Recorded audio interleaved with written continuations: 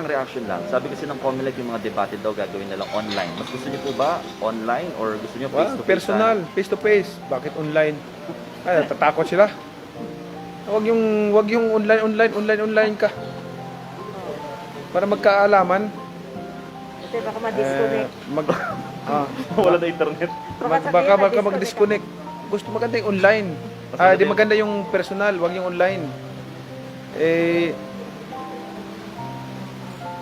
Siyempre, gusto nila yan. Si Manny Pacquiao, ano kayang isagot niya sa debate? Sinasabi ko naman sa inyo, hindi ako sinagyabang, pero hindi ako papasok dito kung hindi ko alam yung mga gagawin ko. At unang gawin natin, paano natin linisin itong gobyerno natin? Linisin sa korupsyon, yan ang pinaka-cancer ng bansa natin. Sino sa tingin niyo ang mas dapat yung paghandaan sa debate? Sa mga, kasi dito kayo, di ba? Kasama si Johnny De Guzman. Sino na interesting na makadebate para kayo? Ako naman kasi, ano bang debating topic ng wala naman akong tinatago. Hindi man ako, kumbaga, sincere naman ako. So wala akong kailangang paghandaan na sa pagdating na baka itanong itong bagay na ito na tinatago ko. Parang ganun, wala akong ganun. Pero meron kayong parang gusto nyo na ito talaga. Kasi kung ano yung mga tanong, ano yung mga plano, kahit magkatanungan pa kami, ano bang suot naming panloob, ano bang suot naming damit, walang problema. Sino bang pamilya ko, ano ba yung pamilya ko? Sabihin ko lang naman, isa ang asawa ko. Wala kayong particular na taong mas pinaghahandaan o mas gusto nyong makadebate talaga? Wala naman. Ang importante dito yung ipahayag mo yung adhikain mo para sa taong bayan. Adhikain mo para sa ating bansa. Yun ang importante dito.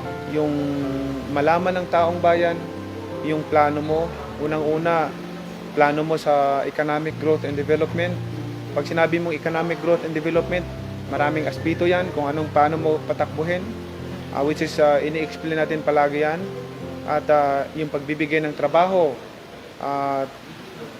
at saka panghanap buhay ng pamilya, at itong pag-improve ng healthcare services natin, at itong pabahay natin na ang pangarap ko ay walang pamilya na walang sariling tahanan.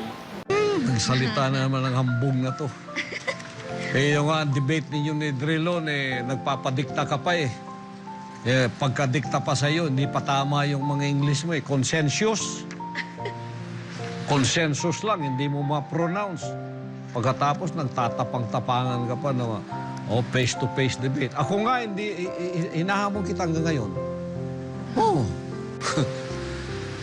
Tingnan mo yung kay Pia Cayetano, nag-debate kayo, in-interpellate ka ni Drilon, pinagtatawanan ka pero hindi mo alam. Meron ka pang mga quotes dito sa tabi. Nagkakamali ka pa. Tapos, sasabihin mo, face-to-face tayo. Wala kayong kinatatakutan. Tapos, magyayabang ka pa na, kailangan face-to-face.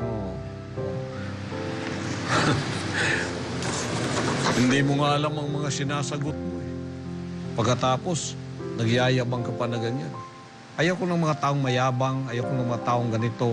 Pagkatapos, akala mo kayang-kaya, pero ang kaya mo boxing. Boxing, pero boxing ng utak, wala ka dyan. Boxing kamay, pwede. Papalakpakan kita riyan. Kasi lahat ng fight mo, mula noon, pumapalakpak kami lahat ng Pilipino. Pero boxing sa utak, huwag ka na mangarap. Wala ka dito. Wala yan. Kahit simple na one sentence English, hindi mo kaya. Tapos makikipagdebate ka pa. Yung mga pronunciation mo pa, Bisayang-Bisaya ka eh. Hindi ko na minamalita ang mga Bisaya ha. Pero ganito yung magre-represent sa akin sa buong sanlibutan, makikipagharap sa mga head of nations, mga presidente, mga kung sino. Tapos ganito ka, tumabi ka. Hindi ka kailangan. Kaya yung rating mo, tingnan mo. Huwag ka na mag-ambisyon. Layo mo talaga. Na 25 years siya nagbo-boxing kaya sanay siya sa face-to-face. Manny, debate ito, hindi ito suntukan. Pero sabi niya, nakahanda na raw eh. O, tingnan natin. Alam mo naman ng debate, minsan seryoso, minsan comedy. Kung anong pagkatao nila, kung hanggang saan ang kailang pinanguhugutan, di ba makikilala natin? Wala tayong magagawa. Gusto nila face-to-face eh. Kakaiba rin, ano ha? Parang kaya. At saka presidential debate, may time, may oras niya, may limit. Baka laki siyang mabitin sa oras. Kasi laging ang tanong diyan, merong good for 2 minutes, 1 minute. Kailangan bilisan mo yung sumagot. Ay baka laging mag-expire yung time niya, hindi pa siya tapos. Kasi kailangan diyan mabilis ang pick up, mabilis ang paliwanag. Dahil hindi pa pwede yung hihintayin ka. Ang organizer ng debate, may time talaga yan. Mayroong ibibigay sa ito yung tanong sa iyo, sagutin mo in 1 minute o 2 minutes. O kung mabagal ka dyan, paano mo magagawa yun? Kaya ba ni Manny Pacquiao na makipagdebate? Meron bang sapat na kaalaman talaga si Manny para sa debate at mga programa para sa national government at para sa ating lahat?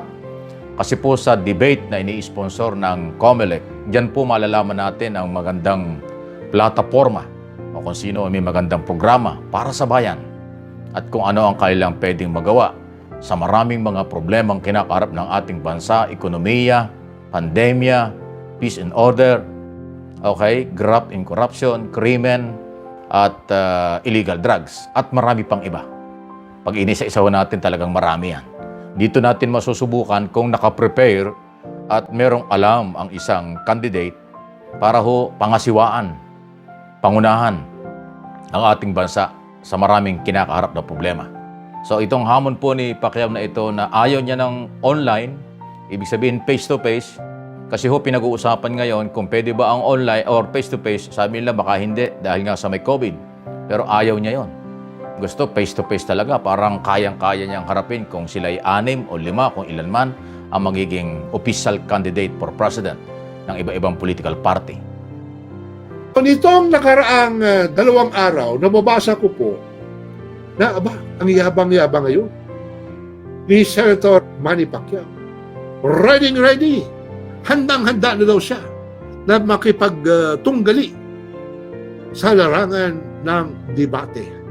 At sabi pa ni Senator Manny Pacquiao, gusto ko face-to-face. Huwag tayo yung online. Para magkakaalaman tayo. Dapat magkaharap kami. Ang issue kay Manny Pacquiao, Senator Manny Pacquiao, ay bobo, di ba? At kinakailangan pa ng coach. Pero sabi ni Senator Manny, at talagang malakas ang loob. Hindi, gusto ko face-to-face. Wala kayong dapat kakatakutan. Kung marunong kayo, dapat pumayag kayo sa face-to-face. Marami po ngayon ang excited. At ako po excited talaga. Kasi parang nai-imagine ko ngayon na si Manny Pacquiao, sabi niya, kailangan mag-ensayo ako. Kailangan i-practice niyo ako. Kailangan may sparring ako. Sparring. Okay. Kailangan, siyempre, kailangan niya mag-practice. Sa totoo lang, walang naman ang isip niya. Nabubulol siya dahil hindi niya alam kung ano ang mga kailangan niyang sabihin, kung ano mga salita na kailangan niyang gamitin para malinaw ang kanyang sinasabi. Kasi iba yung magsasalita ka na walang pressure, yung magpapahayag ka lang na nakahanda na yung sasabihin mo, na hindi bilang sagot. Kasi pag debate, iba yun eh. Under pressure kayong lahat. At doon talaga masusubukan ang talino mo, ang karunungan mo. Kasi yung biglaan yung mga tanong diyan na hindi mo ina-anticipate, ang tawag doon, hindi mo na-anticipate o hindi mo na paghahandaan. Kasi hindi po maaari lahat yan ay mapaghandaan mo sa debate. Maaari ka lang may alam ka ng konti sa bawat topic diyan na maaaring lumabas. Pero magugulat ka kung minsan may mga tanong na out of the blue ang tawag sa wikang English. Sabi ko, well, good luck, Senator Manny Pacquiao. I wish you the best and I look forward dun sa debate. Promise talaga, guys, kahit po may bayad manood ng debate, mababayad po ako. Promise. Gusto ko talagang manood. Kahit nga one-on-one lang sila ni Lenny, kahit tanggalin mo na si BBM at saka kung halimbawa to, si Bato, tanggalin mo na rin yun. Yung dalawa na lang, Pacquiao na lang at saka Lenny, let's go. Wag na lang tanongin si BBM at saka si Bato. Si Pacquiao na lang at saka si Lenny, one-on-one. Halimbawa, 2 hours yung show, o tig-isang oras sila, sige. Actually, ang gusto ko nga, guys, ang gusto ko nga, wag na nga mag-debate eh. Mag-monologue lang si Pacquiao. Kahit nga guys, partida na, kahit written statement. Written statement, parang SONA. Oo, promise. SONA na lang. Pwede yung SONA. Yung nakasulat. Sabihin niya,